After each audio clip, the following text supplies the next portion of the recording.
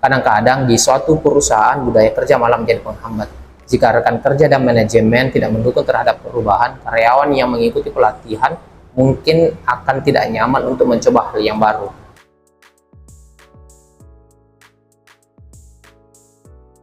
Halo rekan saya Iya, kembali lagi di Ngemil saya Iya. Kali ini kita akan membahas topik mengenai dampak pelatihan dan pengembangan karyawan terhadap kinerja.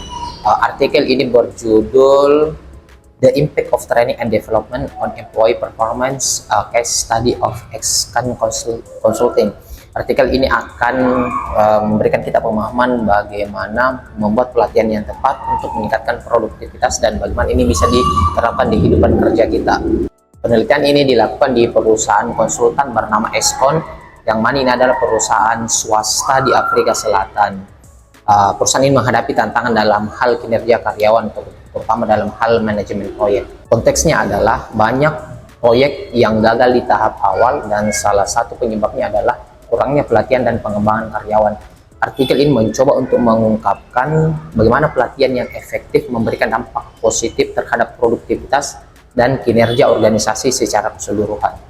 Penelitian ini menggunakan metode kuantitatif di mana datanya dikumpulkan melalui kuesioner yang disebarkan ke seluruh karyawan di Xcan dan menggunakan metode random sampling, artinya semua karyawan dapat menjadi partisipan dalam penelitian ini. Peneliti ingin memahami pandangan karyawan terhadap pelatihan dan pengembangan di perusahaan serta bagaimana hal itu mempengaruhi kinerja mereka.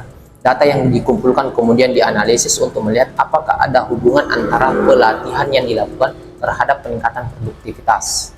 Artikel ini menyebutkan 4 faktor utama yang mempengaruhi efektivitas pelatihan dan pengembangan karyawan. Yang pertama adalah dukungan dari manajemen atau perusahaan.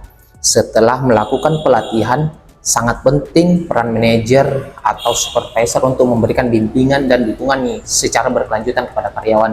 Jika karyawan merasa tidak didukung setelah pelatihan, maka besar kemungkinan si karyawan tidak mampu menampilkan atau melakukan keterampilan yang dia pelajari di pelatihan. Faktor yang kedua adalah kondisi kerja. Lingkungan kerja yang baik dan mendukung karyawan menerapkan ilmu yang ia pelajari di pelatihan itu sangat penting. Jika di tempat kerja, karyawan tidak mampu melakukan keterampilan yang dipelajari di pelatihan, maka pelatihan itu sia-sia. Contoh pelatihan terkait teknologi baru, jika di tempat kerja ternyata tidak ada upgrade teknologi, maka pelatihan itu akan sia-sia. Yang ketiga adalah feedback atau umpan balik. Karyawan perlu tahu apakah ia telah menerapkan apa yang didapatkan di pelatihan dengan benar. Sayangnya di banyak organisasi, feedback sering diabaikan, padahal apabila ini diberikan maka karyawan bisa melakukan pekerjaannya dengan cepat. Yang keempat adalah sumber daya dan dana.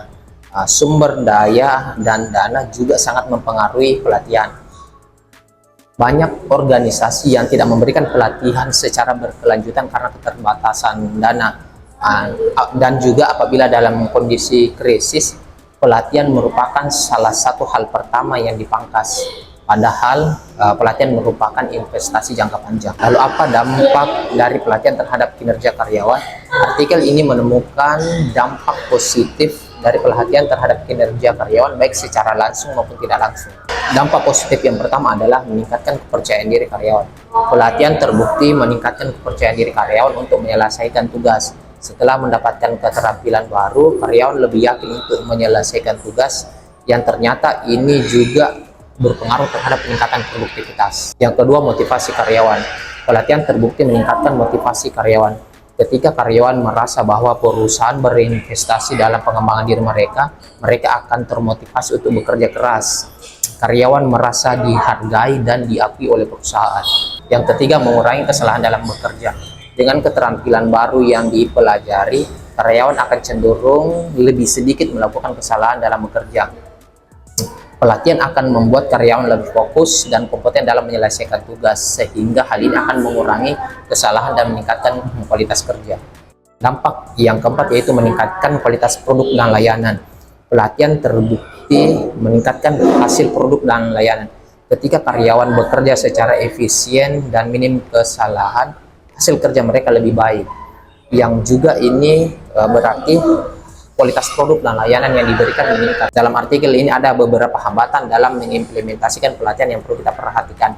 Yang pertama itu kurangnya dukungan supervisor. Jika supervisor kurang memberikan dukungan atau panduan terhadap karyawan, maka karyawan akan mengalami kesulitan dalam menerapkan ilmu yang ia pelajari di pelatihan. Yang kedua, budaya kerja yang tidak mendukung. Kadang-kadang di suatu perusahaan budaya kerja malah menjadi penghambat. Jika rekan kerja dan manajemen tidak mendukung terhadap perubahan, karyawan yang mengikuti pelatihan mungkin akan tidak nyaman untuk mencoba hal yang baru. Yang ketiga adalah ketidaksesuaian antara pelatihan dan pekerjaan. Salah satu masalah umumnya dalam pelatihan adalah ketidaksesuaian atau tidak relevannya antara pelatihan dan pekerjaan. Dan jika ini terjadi, karyawan akan merasa pelatihan tidak berguna dan tidak akan memperhatikannya. Kemudian bagaimana kita bisa menerapkan apa yang dipelajari dalam artikel ini dalam kehidupan kita sehari-hari, baik sebagai pemilik bisnis atau karyawan. Yang pertama adalah sebagai karyawan. Kita sebagai karyawan harus proaktif untuk mencari pelatihan. Jangan menunggu perusahaan untuk menyediakan pelatihan bagi kita, karena kalau kita mengikuti pelatihan itu bukan hanya membuat kita lebih kompeten, tetapi ini akan membantu peningkatan karir kita. Kemudian yang kedua adalah sebagai perusahaan, kita harus menyediakan pelatihan untuk karyawan. Pelatihan ini bukan dipikir sebagai pengeluaran saja, tetapi pelatihan adalah investasi jangka panjang untuk peningkatan perusahaan. Sebagai kesimpulan, pelatihan dan pengembangan karyawan adalah bagian penting dari strategi bisnis yang berkelanjutan. Artikel ini menunjukkan bahwa pelatihan dan pengembangan karyawan tidak hanya meningkatkan keterampilan teknis, tetapi ia juga meningkatkan motivasi, kepercayaan diri, dan produktivitas karyawan. Jika kalian adalah seorang karyawan, jangan ragu untuk mengambil kesempatan atau mengikuti pelatihan. Dan jika Anda pendengar sebagai manajer atau pengusaha, jangan ragu untuk memberikan pelatihan kepada karyawan. Pelatihan yang diberikan akan membuat karyawan merasa dihargai, dan ini sangat baik untuk kesuksesan jangka panjang. Terima kasih telah menonton. Jangan lupa like, subscribe channel Seiya agar apabila kami memiliki konten yang baru, teman-teman bisa langsung menontonnya. Sampai jumpa di ngemil selanjutnya bersama kami di Seiya. Bye bye.